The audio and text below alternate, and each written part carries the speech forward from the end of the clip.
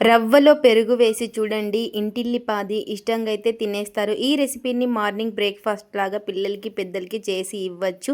మరి రవ్వలో పెరుగుతో రెసిపీ ఎలా ఏంటనేది మీకు చూస్తేనే కదా అర్థమవుతుంది.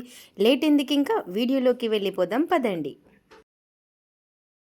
ముందుగా ఒక కడాయి అయితే పెట్టేసుకొని అందులోకి కప్పు రవ్వనైతే వేసుకోవాలి. సూజీ రవ్వ, బొంబాయి రవ్వ అంటారు కదా, ఆ రవ్వనైతే వేసుకొని వేయించేసుకుందాము. ఒక 2 నిమిషాల పాటు మీడియం ఫ్లేమ్లో పెట్టేసుకొని ఇలా మీడియం ఫ్లేమ్లో పెట్టేసుకొని ఒక 2 నిమిషాల పాటు వేయించేసుకుందాము. అప్పుడు టేస్ట్ అనేది చాలా బాగుంటాయి ఈ దోశలు వచ్చేసి. ఇలా ఈ విధంగా ఒక 2 నిమిషాలు వేయించేసుకోవాలి. ఇలా ఒక 2 నిమిషాలు అయితే వేయించేసుకొని ఇప్పుడు వీటిని ఆఫ్ చేసేసుకొని గ్యాస్ చల్లారనిద్దాము. ఇలా రవ్వ చల్లారిన తర్వాత వేరొక బౌల్ అయితే తీసేసుకొని అందులోకి మనం ఏ కప్పుతో రవ్వను తీసుకున్నామో అదే కప్పుతో కప్పు అటుకులను అయితే వేసుకోవాలి. సేమ్ మనం రవ్వ ఎంత తీసుకున్నామో అటుకులను కూడా అంతే తీసేసుకోవాలి. ఇక్కడ వచ్చేసి నేను ఇలాంటి అటుకులు అయితే తీసేసుకున్నాను, ఏవైనా పర్లేదు. ఈ అటుకుల్ని ఒక 2-3 సార్లు బాగా వాష్ చేసేసుకోవాలి, డస్ట్ ఎక్కువగా ఉంటుంది కదా. ఇలా ఈ అటుకుల్ని వాష్ చేసేసుకొని నీళ్ళన్నీ కూడా వంపేసుకుందాం. ఇప్పుడు ఇలా నీళ్ళన్నీ కూడా వంపేసుకున్నాక మనం ఇంకా రవ్వను అయితే వేపించి పెట్టేసుకున్నాం కదా, వేపి ఆ రవ్వను కూడా ఇందులోకి అయితే వేసేసుకోవాలి. అటుకుల్లోకి ఇలా రవ్వను కూడా వేసేసుకొని మరి ఇందులోకి ఒక 1/2 కప్పు పెరుగు, సేమ్ మనం రవ్వను ఏ కప్పుతో తీసుకున్నామో అటుకులను అదే కప్పుతో తీసుకున్నాం కదా, అదే కప్పుతోనే ఒక 1/2 కప్పు పెరుగునైతే వేసుకోవాలి. ఇలా వేసేసుకొని మొత్తం ఒకసారి బాగా కలిపేసుకున్నాము స్పూన్తో. ఇలా కలిపేసుకున్న తర్వాత ఇంకా ఇందులోకే మనం ఏ కప్పుతో తీసుకున్నామో అదే కప్పుతో 1 కప్పు నీళ్ళు అయితే వేసుకోవాలి. ఇలా నీళ్ళు కూడా వేసేసుకొని మొత్తం బాగా కలిపేసుకొని ఒక 10 నిమిషాలు ఈ రవ్వ అటుకులను అయితే నానబెట్టేసుకుందాము. ఇందులోకి ఇంకా సింపుల్గా చట్నీ అయితే చేసేసుకుందాం. ఇప్పుడు ఇలా మొత్తం కూడా కలిపేసుకొని ఇంకొక ప్లేట్ అయితే పెట్టేసుకుందాము. ఇప్పుడు ఇందులోకి చట్నీని అయితే చేసేసుకుందాం. ఇంకా ఒక మిక్సీ జార్ అయితే తీసేసుకొని అందులోకి పుట్నాల పప్పును అయితే వేసుకోవాలి. ఇలా పుట్నాల పప్పు వేసుకున్నాక కారానికి తగ్గట్టు పచ్చిమిర్చి, అలాగే ఒక 3 వెల్లుల్లి రెబ్బలు, అలాగే చిన్నగా కట్ చేసి పెట్టుకున్న ఆనియన్, అలాగే చిన్న అల్లం ముక్క, రుచికి సరిపడినంత ఉప్పు, కొద్దిగా చింతపండు, అలాగే సరిపడిన నీళ్లు వేసుకొని మెత్తగా మిక్సీ అయితే పట్టేసుకుందాము.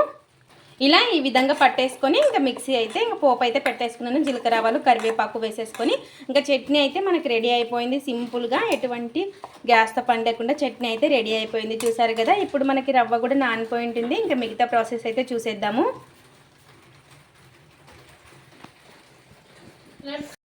అయితే రెడీ అయిపోయిన తర్వాత ఇంకా మనకి రవ్వ అటుకులు 2 కూడా నానిపోయాయి. చూసారు కదా. ఇప్పుడు వీటిని మిక్సీ జార్లోకి అయితే వేసేసుకుందాము. ఒక మిక్సీ జార్ అయితే తీసేసుకొని అందులోకి మొత్తం కూడాను వేసేసుకోవాలి. ఈ విధంగా ఇలా ఈ విధంగా కొంచెం నీళ్ళు అయితే వేసుకొని ఇందులోకి కొంచెం చక్కెర అయితే వేసుకోవాలి. ఒక మూత అయితే పెట్టేసుకొని మెత్తగా మిక్సీ అయితే పట్టేసుకుందాం. ఇలా మిక్సీ పట్టేసుకున్నది అంతా ఒక బౌల్లోకి అయితే వేసేసుకున్నాము. ఇలా మెత్తగా మిక్సీ అయితే పట్టేసుకోవాలి. ఇందులోకి రుచికి సరిపడినంత ఉప్పు, ఒక 1/2 టీ స్పూన్ అంతా వంట సోడా, ఇన్స్టెంట్గా చేసినాం కాబట్టి వంట సోడా అయితే వేసుకోవాలి. ఇందులోకే కొంచెం నిమ్మరసం వేసుకోవాలి. ఇలా నిమ్మరసం వేసుకోవడం వల్ల మనకి పిండి పొంగినట్టు అవుతుంది. ఇలా ఇంకా మొత్తం కూడాను బాగా కలిపేసుకుందాము, మొత్తం కలిసేలాగా. ఒకవేళ మీరు నిమ్మరసం వద్దనుకుంటే వంట సోడా అయినా వేసుకోవచ్చు, లేదా ఈనో అయినా వేసుకోవచ్చు. ఇలా ఈ విధంగా కలిపేసుకోవాలి. చూసారు కదా. మనకు బ్యాటర్ వచ్చేసి ఈ విధంగా ఉండాలి. ఇలా పెన్నం బాగా వేడెక్కిన తర్వాత పైన కొంచెం నీళ్ళైతే వేసేసుకొని ఇప్పుడు ఒక గరిటె పిండిని అయితే వేసేసుకుందాము. ఇలా ఈ విధంగా వేసుకొని ఎక్కువ స్ప్రెడ్ చేయకుండా ఊరికే ఇలా అనాలి. చూసారు కదా మనకి హోల్స్ అనేవి ఏ విధంగా పడుతున్నాయో. ఇలా ఒక గరిటె పిండి వేసేసుకొని ఇట్లా స్ప్రెడ్ చేసేసుకోవడమే. ఇంకా ఎటువంటి నూనె అవసరం లేదు. ఇలా ఇంకా బాగా కాలిన తర్వాత ఇంకా ఎటువంటి నూనె లేకుండా ఇంకా తీసేసుకోవడమే. చూసారు కదా ఎంత ఈజీగా వస్తుందో. ఇలా అనుకుంటే మనకి ఈజీగా వచ్చేస్తుంది. ఇలా తీసి ఇంకా ప్లేట్లో అయితే పెట్టేసుకుందాము. ఇలా ఇంకొక గరిటె పిండిని ఇంకోటి అయితే వేసేసుకుందాము. ఇలా ఈ విధంగా ఒక గరిటె పిండి అనేది వేసేసుకొని ఇలా ఈ విధంగా కొంచెం స్ప్రెడ్ చేసుకోవాలి, మరీ ఎక్కువ కాదు. ఇలా స్ప్రెడ్ చేసేసుకొని హై ఫ్లేమ్లో పెట్టేసుకొని కాల్చుకోవడమే.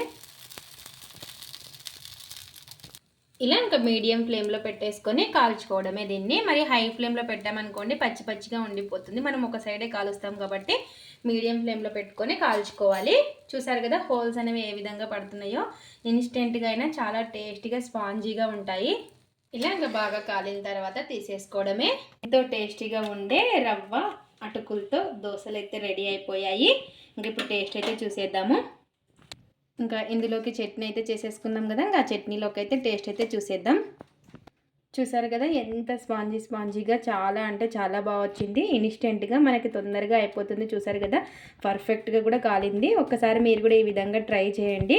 ఇది ఫ్రెండ్స్ ఇవాల్టి వీడియో. మా వీడియోస్ కనుక మీకు నచ్చినట్టయితే లైక్ చేయండి, షేర్ చేయండి, కామెంట్ చేయండి, సబ్స్క్రైబ్ చేసుకోండి. స్కిప్ చేయకుండా పూర్తి వీడియో చూడండి. చూసిన వాళ్ళు ఒక లైక్ అయితే చేయండి.